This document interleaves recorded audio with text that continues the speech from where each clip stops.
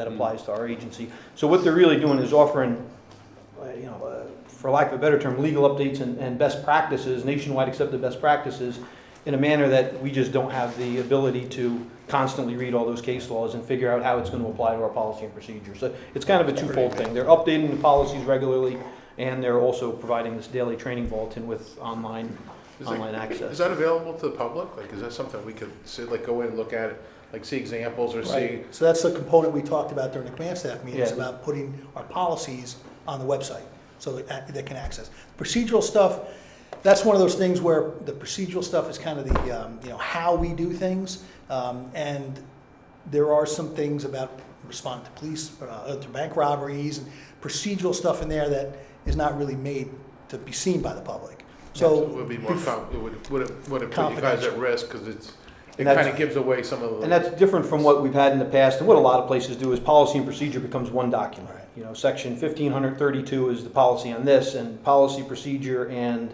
intent are kind of blended into one document. And what Lexipol has said is really the way the industry is now, you want to have a separate policy manual from a procedure manual. So when you're, open public or getting things foiled, your policies are clearly what should be open, but you'd have to have better cause to foil or have access to procedures, like the chief said. If it's how we respond to bank robberies and we do building side numbering and position cars and all this Special operational stuff codes. that you wouldn't want criminals to know, then that sits in procedure. Yeah, that's But if our not why I policy- asked. Yeah. but it's, no, That's we all. got your back on it. Yeah, looking at all the good salary, I don't know, I could use that extra. So But I think, I'm sorry, Go ahead. just to, I'll finish up. Because I think it would be kind of, even if it wasn't, people just didn't go online, if there was some way to put something out there just to, like as examples that people can look at, because I think, maybe sometimes people don't understand, people, I don't Why, understand why certain things, but if this is sort of a national thing and best practices and it compiles all this, so you're not reinventing the wheel every time something a little unusual happens, and there are precedents elsewhere for it. And if people kind of know that, I think it would help bring a little bit better understanding Oh, of absolutely. what you guys And- do with the public and all that stuff. And staying with the mayor and his belief about the transparency of it, it just goes a long way. Sure. We're not, when we came on, it was a binder. That was our policies and procedures.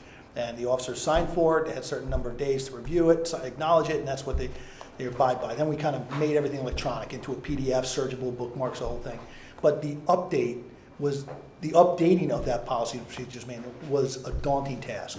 I was responsible initially, Mike's responsible for it now, and so when Lexipol came out, both as a risk management program and a policy review system, they said, we can do this for you. And it's not just us, I think the local agencies, sheriff's office, City of Poughkeepsie, are Sheriff's all Department. going to the system because it does automate a lot of it, and then essentially remove some of the labor within the department to have to do that. We used to get bulletins, legal bulletins, once a month. And again, we're talking about the timeliness of the information. So they would say, on this court case here, but they never file that in with our policies. That was on us to do. Wow. Here, the service provides it, plus the testing of the officers with the daily training bulletins is huge. Yeah. To be honest with you, the officer looks at the policies when it's necessary for them to do that, right? It's like the law. I'm not sure exactly what law they broke, but I know it's in here somewhere, and I'll find it. Well, then it's right? I'm not going to tell you I know the difference between an assault first, an assault second, an assault third at first blush, right? I kind of it's an assault. Guy got hit over the head, all right? But when I open the book, I go, injury, possession of a weapon, it's that one, right? There it is. And the same with the policy, I'm not really sure about this, but. So this allows the continuing testing. We do, as an accredited agency, responsible for making sure officers do review policies from time to time and that they're updated. Although the state has not said Lexipol is the program to go to, they have quite a few agencies who are accredited have adopted Lexipol. And there's one other company out there we looked at that does similar stuff, but they seem to be on the forefront of it all. And anything we can do to reduce the amount of labor that's in the department now is big. I mean, we're Is that a set price, or is that like negotiable, what they charge for it? It's a per officer, or like a Licensing. bank. If you're getting licensing for officer. 20 to 30 or 30 to 40, Okay. so it's about the licensing on that one. Okay, I'm done. Sorry, Rita, you're up. No, I just wanted to ask, does the contracted services or service contracts, do they include any kind of data collection? How how many car accidents, how many speeding tickets are given out, what kind? We don't have that in there. Normally, if it's traffic related, we can call the court. They'll give us an update. All our traffic tickets are. Well, any kind, I would think any kind of criminal activity or offense or anything that you would have to arrest someone for. How is that collected? Right, so we have our data analyst that we use off the Fin Institute. She's provided to us by a grant. She's the one that compiles all this information for us. It's actually twofold, yeah. We have through the grant, but there's also mandated monthly reporting to the Division of Criminal Justice Services. So there's a report that the clerk does every single month that covers all the Part 1 crimes, covers injuries, that kind of stuff. Property costs, Monthly, thefts, yeah. all that stuff. Yeah. And that's made public, or is it? Usually our data is made public. It goes up to the state and then to the FBI as well, correct, yep. If you go onto the Division of Criminal Justice website, I don't know how, I can't say it's updated monthly, but I can certainly tell you every 6 months it's up there. Yeah, you can go right to their website and look it up by agency, by crime type, offense. Yeah, they do a good job of posting it, yeah. The other component of the service contracts, I mentioned about the 16,000 for Lexipol. The remaining 60 is for the officer safety program we're adopting. That will include update to the body cameras, update to the video storage systems, and updates to the electronic control devices that we have. So essentially, the 60,000 this year is for about a half year. Next year, it'll be for the full boat, which is about 118,000, I believe the number is. But that will cover a full year.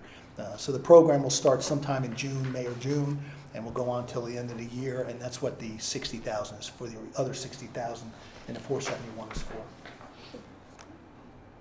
for. I see your electricity is not going down. A lot of we were cheering a lot on Monday night because a lot of the electricity was going down. So your building isn't switched over to LEDs. Well, we find that they are LEDs. Okay. We're good with the LEDs. So unfortunately, with us, it's a 24-hour operation. All right, we're on all the time. There's other departments that are able to shut the lights off and leave and turn the computers off, and that's not really a luxury down by us. And certain offices, certainly, the clerical and whatnot. But I can tell you, over the past couple of days, the lights have been on all the time in our headquarters because of what we're doing. So so as far as an increase in electricity, I think we looked at It's that. the same. I just You wanted to see the decrease? yeah. Well, I saw it with the LEDs. I'll give you 50. I'll give you $50. All right. You can drop that down $50. And just also to point out, part of it is, we are saving money with the LEDs, and sometimes you won't always see a decrease in budget, but the actual expenses are declining. This is a case where with KPD, the budget for electricity was $45,000 in 17. The actual expense was almost, it was over $42,000. In 18, last year, it was $43,000. The budget came down to $42,000. We brought the budget down again this past year to $40,000, and it looks like we're going to tick over again possibly. So in this case, the actual expense is projected to decline. It's just that the budget is trying to catch up with the actual expenses. The actual expense has been trending a little bit over the budget. So it's preventing us from increasing the budget. The actual decline in actual electricity here is allowing us to keep that budget where it is. So. I mean, I do my part, and before I leave, I unscrew light bulbs, but they screw them back in. So. The other, and I don't know how you'd calculate the exact amount of it, but the increase in technology is going to affect it too, right? We have banks for body cameras. Body cameras are coming in, getting downloaded. Each body camera holds an 8-hour battery charge. That electricity has to come. So now that every officer is wearing a body camera on every call, all these technological things that we have are great, but they're gonna draw on our electric a little bit. I don't know the exact number, but I'm sure that all those body cameras sucking up battery charges are. We do have adding one to it. fully electric vehicle down there that the SRO uses, so that might be what's not. But $50 I'll give you. Just so you can say we lowered it. Right? Just so we say we lowered electricity. Anything else on contracted services? Actually, I have one. 462, Chief. Yep. I mean, in the scheme of things, it's not, not a lot, but see, 462 dues, that went up substantially. Correct, but as a reduction, so travel reimbursement, 461 and 462 dues. Mhm. Essentially, for years, we were been coding, what we should have been coding to the 462, we've coded to the 461. Okay. All right, so all we've done was actually kind of looked at it and John had recommended actually coding it now, so we moved that $6,000 into the 462, taking it out of 461, that's why you'll see it drop. And then we managed to shave off $2,000 between those two accounts. What we're really looking at is the sum of 461 and 462. It's gone from one pocket to the other. Mm-hmm. 462 is designed to be the actual cost of the seminar, the training, where 461 is the actual reimbursement to an officer for out-of-pocket expenses. So that number is lower. That's typically the smallest amount of the training. The training, the cost of the programs are typically, the highest amounts are the actual cost of the training itself, the hotels, which paid by the city would go into the 462 account. Okay, contracted expenses up 20,865. Moving to employee benefits, the big nut there obviously is 814, police retirement. Those are calculated costs based It's all on, contractual. it's all, Mhm. That's It's all all in state there. retirement stuff, Mm-hmm. just projections of what those bills are gonna be. Social Security, retirement, hospital, medical is, all contractual. there's not a whole lot to do in there. No, Nothing to do. no, all the items in there are part of the collective bargaining agreement with Yeah. So, There's nothing optional down there. so the total expense is up $105,689, which I said at the outset is a little bit less than 1%. But a lot of that is really driven by positive variances in equipment. Yeah. And, there's gonna be equipment, but that's gonna be paid for out of fund balance, is that? correct? For the vehicles. Well, two. I mean, there's vehicles that would come from fund balance, and there is equipment on the capital plan, which would be Right. proposed to come from audit. Right. Okay. The personal tuition, 828, doubled. Which line, which line? 828. So that also is a contractual item. The collective bargaining agreement allows for $30,000 to be available to membership for going to college. We don't generally hit that number, so in years past, we budgeted, we can look and say, oh, we have 4 or 5 people going to college. We're projecting that it's going to cost us $20,000 this year. The reality is, if it costs us $30,000, we have a responsibility to make sure that $30,000 gets paid. We just haven't hit that number, so. Yeah, see, in We know we have 2018, several- you only had a little over 5,000. Yeah, there's only maybe one person going that year. We've had other years where 3 and 4 people are going at the same time. It really is a. That's the budget transfer to electricity. At the end of the year. Okay. On the revenue side, we're not seeing much change, only one item changing, festival and event reimbursement. Yeah, we felt that we can increase Line that. item 2710. We felt we can safely increase that, and we've had an increase in the reimbursement for the events that the police department's been asked to participate in. And part of that is that once the event gets billed, this year I think was probably one of the most times that we've actually been asked to participate in some sort of security or traffic control or whatever it might be. Did maybe I missed it last year. Didn't in the past you used to conduct training for other municipalities and that? We're getting there. Okay, never mind. Okay, the bottom line then is revenue minus expenses is unfavorable by $103,189. Okay, which is 0.97% unfavorable, less than 1%. Okay, questions on police department? Let's move to the second sheet, which is 3123, police training center. Not much happening there, just, looks like you're expecting no changes in expenses, but you're gonna pick up more user fees. So, as Bill just mentioned about the change, we do training for outside agencies in conjunction with SUNY Ulster. And over the past few years, really, we've seen an increase in the amount of revenue we can bring in.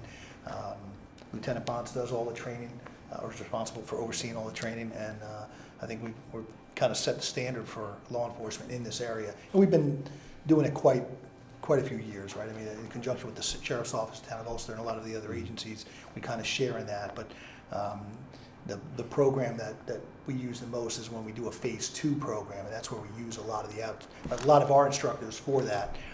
So we felt confident, right? The 2,500 as an increase on this was more than easily justified. Yeah, but that's what you were talking about. Yeah. How's that new, you like that new facility, I bet, over That's the beautiful. college, that's good, Yeah. right? Yeah, cool. Okay, moving on to control of animals. The only thing I see there are 2 positive changes. Less telephone and less vehicle fuel, $2,700, which just falls right through the bottom line. Yep. Other than that, no changes. Correct. We've decided those 2 items historically have been taken. Why no vehicle fuel? Only because we're taking that out of the fuel budget of the police department, general expenses within the police department, 426 there. So instead of having a separate account, so we currently have a contract with the SPCA for our animal control. Very happy with it. They've done a great job, very responsive, excellent. And as part of that contract, we provide them with a phone, and we also provide them with a vehicle. The vehicle fuel now is being taken out of the general police operations, out of the 426 there. So we just didn't have the need for the additional $2,000 for fuel or the $700 to cover the phone expenses. Mhm. We've been budgeting the money there, but the money's not getting used, Right. so. Yeah. Okay, just wanna move it out. any other questions? I think that concludes the review of the police department. Outstanding. Not quite. Capital plan. Oh, capital. Capital budget. We're gonna let you get away with that, Doug. All right, two items totaling $163,500. What is an Axon officer safety system? I'm glad you asked. Yeah. Is that a sheet that was passed out? Yeah. And I waited. That was, it's inside, it should have been inside your budget. Yeah, it was Right inside. behind Steve's letter should be.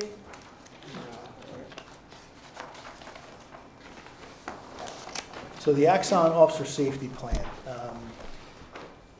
We have been very successful with the use of body cameras. The current company we use is called WatchGuard. They tie directly into our dash cameras. The system has met all of our needs, except they're 2 years old now, Mike? Right? Some About of 2 them are years. older. And the technology has changed. So we're at this point now where, one, the amount of storage is beyond anything we could have predicted, right? We're running 5 to 6 officers on average, minimally, per shift. So we're talking about that much, on average, it's about 4 to 5 hours of video per officer per shift, right? If you talk about the proactive work and the response to calls, every time they turn the cameras on, it's conservatively, it's about 5 hours of video. These are essentially body cameras. Correct, body cameras, and as well as tying of the dash cams.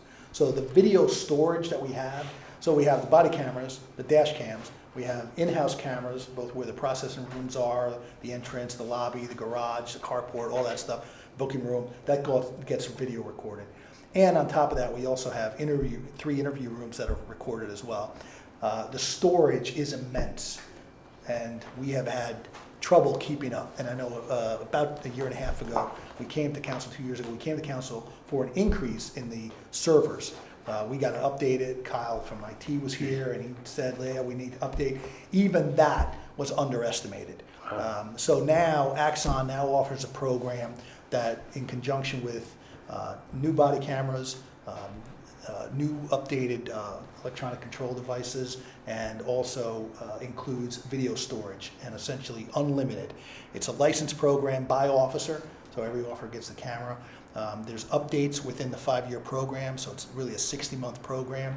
The cameras are given to us at the beginning, once at the 30-month, and then once at the 60-month mark. So essentially, updates in technologies. Like when we looked at Axon, when we first started looking at the body cameras, and we thought they were okay, but they weren't there. They weren't as good as the WatchGuard systems. Now, Axon has exceeded what WatchGuard has the capability of doing, at least the models we have. So Axon systems are what we want to move to. We're currently in a pilot program right now, making sure that the officers are comfortable with it. It seems to work okay. The downloading and the ability just to kind of exchange it makes it a lot smoother as far as the transition goes than the WatchGuards were. But again, the technology changes. It's not fair. I don't want to ding WatchGuard when, frankly, you can see the smartphones that come out, right? Apple's releasing an iPhone every couple of months anymore, whether it's the camera, whether it's the storage, whatever it might be. So Axon does offer that program.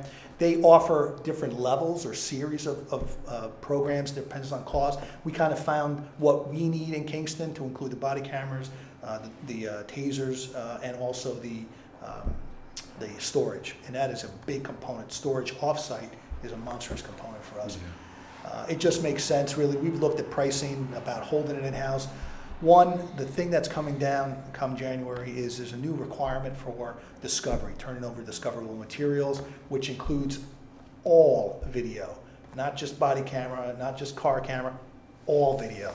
Anytime there's a reason to hand it over. Before, this material was handed over, but there was time involved. I think 40 days, 30 days, it wasn't bad, even longer in most cases. But now we have to turn that over within 15 to the defense. The system we have now is too cumbersome to do that. The collection system, it just, if Kyle was here, he would be telling you, we got to get this thing, right? This new Axon system essentially allows IT to put everything together in one case and then send it off to the prosecution, who then in turn is responsible for turning it over to the defense.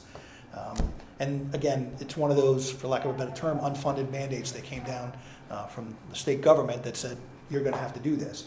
Some agencies are more affected by it than others. There's agencies that only have body cameras, nothing else. There's agencies that don't have any recordings in the house, in car, none of it. So as far as their ability to turn it over or keep it, again, Kingston's somewhat unique, right? We've adopted technology both in the cars and then added to the body cameras, added to the interview rooms, and I think it's made our job better, certainly, and helped with a lot of the transparency and accountability with the community. However, now it's kind of coming back to us, and it is a tremendous amount of work. We currently use a Q alert system. If we need body camera footage for a case, the officers or the supervisor will put it in and say, I need this information. And if Officer Tinty was on the scene, we need the body camera, the dash cam, and so they have to go to all these different places, collect it, assemble it, and send it. We for a while were using USB drives, right? Those thumb drives, and go ahead, tell them how much. It's literally thousands of dollars in thumb drives. It was unbelievable. One case, the district attorney needs a copy, the defense needs a copy. We'll need a copy for an internal case. The commission may want a copy for something. Like thumb drives were really they're like a hot commodity, and that was one of the big, I thought, benefits to the Axon program. It's all web-based. So when we say, okay, here's 5 minutes of video footage that needs to be turned over, you're just emailing them a link. And then they go in with their email and they extract the video, and it's all auditable. This person viewed it, this person downloaded it, this is when it was viewed, and we're not in this business of the IT staff sitting there flipping through the video and then making a file in a folder and then downloading that folder onto a thumb drive to hand it off to somebody else. And it for the time savings of it, that in addition to the storage of the data itself, just the operational savings of how to get that data back out is a lot better under this system. If it's a single officer arrest, in some cases, say it's as simple as it can be a warrant arrest, right? An officer sees a subject on the street, say, hey, you got a warrant for your arrest, subject's compliant, they handcuff, they bring them down to headquarters. That's a couple of minutes worth of video, right? If all goes well and there's no problems, done. But in cases where 4 or 5 officers have to respond, now you have to collect all that information. If there's transport, you have the prisoner cameras in the vehicle that you have to document. Now, if they're pulling into the parking lot, anytime that the prisoner, the defendant, the subject is outside or handled by the officers, we're recording it. Whether there's an admission that gets said by the suspect, whatever it might be, everything has to be turned over to the defense now. And that requirement of discovery is, like I said, a bigger burden on some agencies than others. I know agencies that have 0 video recording capability and have never adopted it. So to them, they just got to collect their paperwork and send it to them quicker. But there's others like us that have embraced the video, And now it's, again, not to speak for Cobb because he's not here, he'll tell you firsthand, it is tremendous responsibility and just the amount of time, how labor intense it is to go around and collect it. So Axon has stepped up. They've offered this evidence.com system, is what they call it. And you can go, everything's web-based, and as Mike points out, everything's auditable. They can tell you who had it. You can send a link to the prosecution. They can download it, and it'll show when they download it, when they viewed it. A lot easier on the paper trail as well. So we're still working out a lot of details on this new bail reform, criminal justice reform come January. Just the ability for the officer to make a simple arrest still requires them to assemble a bunch of paperwork and have it ready for the prosecution as quick as possible, but we're working through that. So the 55, what all does that cover? You mentioned body cameras. That can't cover all the body cameras as well, does it? So that 5-year contract that we talked about, it's kind of split. The $55,000 that's in capital is the equipment. The $60,000 that's in the 471 is the contracted services, the service part of it. Okay. So it's kind of the two combined, but this is the equipment component to what we're doing in the 471 account. Okay. What's nice about it is the new generation of body camera. And again, we look at, this is what we're getting now. The Axon 3s are coming out now. Imagine what it'll be like in 30 months, what the technology will be there. The cameras will be thinner, better cameras, the views, the battery life will be better. And in the past, when we've purchased systems like the WatchGuard or even before that, we're kind of stuck with it, right? That's what we own, and until we replace it, it's a big expense. So now, although it's the cost of doing business, right? Once we've adopted video systems for body cameras and dash cams, and even then, there's agencies that have just body cameras and no dash cams. We find value in both. I know it's a little bit more to maintain, it's a little expensive to install, but to have a dash cam in a vehicle gives us both the front-facing camera during, let's say, a regular traffic stop, and also a prisoner transport camera to have the eyes on the video recording of the prisoner in the back seat. Again, it helps with any type of allegations. If someone claims that the officers did or said something wrong, we can go back to the video and disprove that, as well as the ability to kind of see it from different angles. And again, we can't say enough about how, just one camera doesn't tell you everything, right? The camera's located here, and if an officer turns his or her head, the view is different what the officer sees than what the camera's recording. So there's issues with some of that, and I imagine in 5 years they'll have most of that ironed out, and we'll be wearing contact lenses with cameras in them or something. We'll see. Who knows? Ooh, man. How long do you have to retain video? There are standards now, depending on whether they're evidentiary, of course, of business records, but minimally we store them for 6 months, right? 180 days, yeah.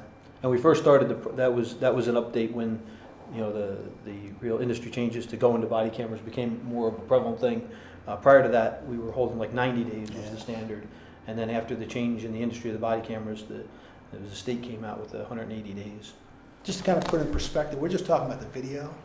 One of the things that most likely we'll have to come back in front of council for once we iron out the details, and I really hope that Kyle kind of is here during that portion of it, is the phone calls. So right now at our dispatch, if you pick up the phone, that emergency line, it's a recorded call. Whether it's outgoing, I'm calling someone, or it's incoming, I'm recording that as well. The system, because it's 8 years old, and actually older than that, I think, wasn't designed for the discovery or the change in the criminal justice reform that we're going to experience. So what happens is a dispatcher will pick up the phone, what's your emergency, and they'll dispatch the car, and if the next line is ringing, which happens often, they'll hit the button and get another call, and it'll continue to record without separating the two calls out. So it's possible for the dispatcher or the police officer to actually handle 3 or 4 or 6 calls all on one line. So now you say, well, the call came in at 9 o'clock. Well, now you got to look through 6 phones and say, oh, well, this one, I listened to it. The person calls up, my cat's in a tree, whatever it might be. And then you get to that point where 2 minutes into the conversation, that's the call you're looking for, but you have to listen to it. So Kyle right now is looking at a system that will be able to automatically, once you hit the button, cut off and create a new call. And that will simplify the retrieval of it as part of this new discovery. But these are things that we never had to worry about before. Those weren't the issues. And now we're finding that it is taxing. So. Do you routinely delete after 6 months? So some of the systems we have down there, because of the storage, are set for automated. So after a certain time period, if it's not tagged as evidentiary or tagged as, the officer says, something, I want to make sure that we keep this, it will automatically go on the delete files, correct? Mm-hmm. Yeah. Usually within 180 days, and that's why they use that number, the 6-month mark, someone will have said, you better keep that, right? Whether it's the DA, whether it's a claim, whatever it might be, let's hold it. And for years, the dictaphone system was the recorder for the phones. We never really erased anything because, one of those little tapes that back then used to hold years worth of information. So it wasn't a problem. But we have come since to realize that now that we've replaced the system, the storage, the digital storage is, we've got racks of servers and we're topping out. And when they top out, they lock up. So, right now Kyle and the IT staff have done a great job kind of balancing everything out. But initially when we first adopted the WatchGuard system, the amount of volume of video that was coming in, especially at the end of the tour, and you got 6 officers coming in within a 1 hour period, dropping their cameras in for the offload, and it just all this information down to a small funnel. And if the the server wasn't able to maintain it, it would just shut down. Right? How many times did we get the call in the middle of the night on that? And Kyle or Eric or Joel would have to come in and manually try to rebuild this thing, and it was a big problem. So with evidence.com, based upon the demonstration we've seen in some of the other agencies we talked to, it's automated. Everything's web-based. It's outside the control of the department, and has been proven to actually save a lot of time. So good Any program. other questions on Axon? Yeah, Yeah. just one more. Is it Axon system, I thought you alluded to it, it's more adaptable too, so as technology changes, this is more adaptable, like you Correct. said, the turning of the head, at some point, if that technology becomes available, this system wouldn't The way the contract wouldn't be is- obsolete as quick anyway. Yeah, the way the Right. contract is laid out, that at the onset, we'll get the new technology, whatever the newest technology is. At the 30-month mark, we're getting new technology again. Oh, And then at the okay. 60-month mark, we'll get the new That's what technology you said again. right So at the there's beginning. 3 Okay, sets of gotcha. cameras in the 5 years to keep that Okay, cool. technology. So as it stands now, just example how the technology changes, the body cameras self-contain the video, right? So the officer is wearing the body camera, there's an incident, if they turn on the lights or they hit the button, whatever activates the system, they turn it on, it records the incident and stores it. The officer comes back at the end of the tour, puts it into the charger, it charges, and it offloads the information. But that information is kept here. If that officer is on tour for 10 or 12 or 15 hours, it remains on the camera. What they're moving to now is a cellular-based system, so that the system essentially acts like our phones. It uses a SIM chip, and now can real-time it, right? You have that real-time capability within Facebook or FaceTime on the iPhones, and that now has the same capability within the cameras. So dispatch or supervisors, conceivably, when they perfect it, in 30 months, we may see that. Where now it's a matter of just adding a phone number or SIM chip to it and using data to send it over instead of the actual manual docking. But we'll see, but that's where it's going. Okay. Next item, ballistic vest. So we, $108,500. so this is for, that would be nice. So this amount covers 2 different style vests. One for patrol officers and detectives, and the other one for emergency services personnel. One is, for lack of a better term, a heavy tactical vest for the members of the emergency services team, and the remaining money is about $70,000 of it is for patrol and detectives. So we're talking about bullet-resistant vests, the vests that are worn usually under the uniform, or in some cases worn over the uniform in a carrier. Manufacturers recommend 5-year replacement. We've looked at them. Again, the technology changes. When I came on in '92, they were as hard as this table were. They were stiff. You put them on, you try to stretch them. They would tell you when you first got yours, roll it up, put rubber bands or Velcro around it to hold it, roll it around the other way. They tried all ways to kind of loosen this thing up. Today, some of the vests that are out there, usually for like the detectives, are almost like a heavy sweatshirt material. And for patrol, a little bit different. Obviously they're more exposed to it with being in uniform. But we're at that 5-year mark where we have to replace So the these are all vest. replacements you're talking about? Upgraded replacements? Correct. So the system, when it goes out to bid, we'll either look at state contract.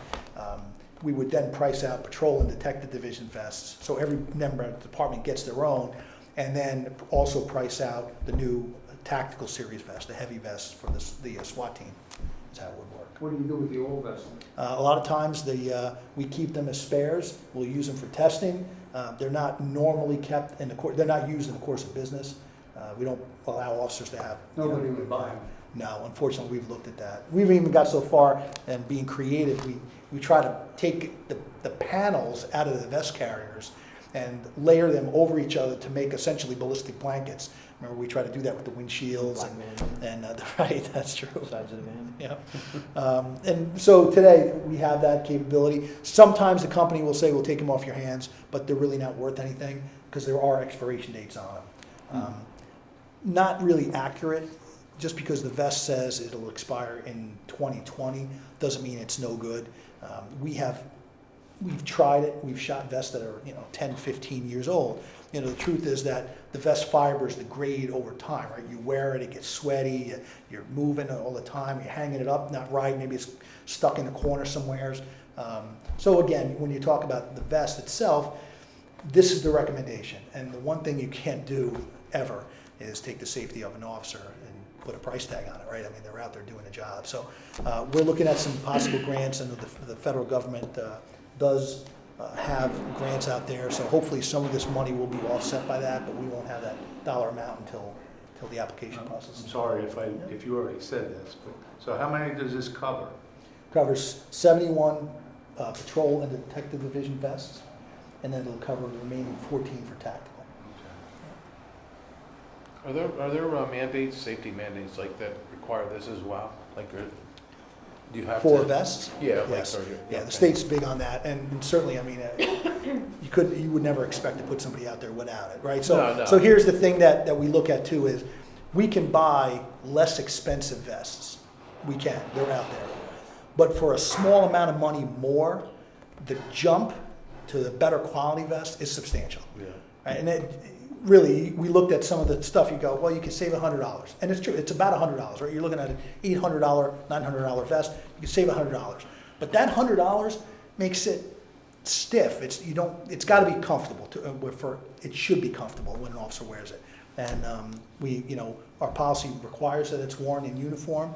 It's recommended anytime there's any type of activity that the officers do have, outside carriers. I believe Officer Aiken was here before, and he has a uniform carrier that it looks like a uniform shirt, but it actually maintains. So when he goes down to headquarters to do paperwork, he can take it off and still have his uniform on instead of having the vest underneath.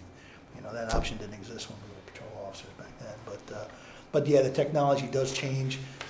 The last series of vests we had a layer in there. Thor shield. This guy. Thor shield, and essentially it was a layer within the vest that protected the officer from taser deployment. Should taser be used against him in any capacity, that it actually, pretty amazing, the demonstration. They make you slip this little glove on, and it's nothing, right? It's like aluminum foil. You're like, yeah, okay. And the guy goes, I'm going to shoot your hand. I'm like, no, you're not. No, Lieutenant, grab that glove. But he hits the taser, and you don't feel a thing. So now what they've done was line the inside of the vest with this product, and essentially it makes sure that one, God forbid the taser gets taken from the officer and is used against them, or the subject does have a taser available to them, whatever they're stolen, that if the taser does get deployed against the officer, the vest is able to defeat that.